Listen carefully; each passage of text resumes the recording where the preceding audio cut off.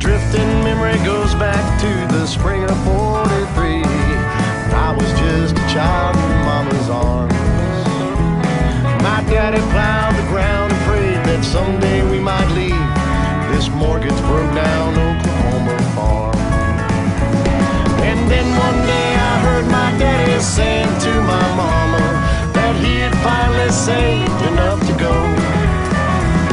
'Cause California was his dream of paradise, for he had seen pictures in a magazine that told him so.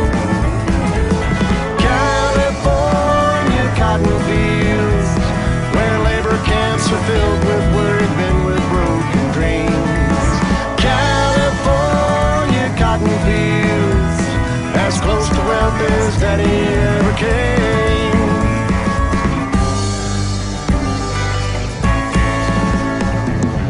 Almost everything we owned we sold or left behind, from my daddy's plow to the fruit in my mama can. Some folks came to say farewell, to see what all we had to sell, others just to shake my daddy's hand.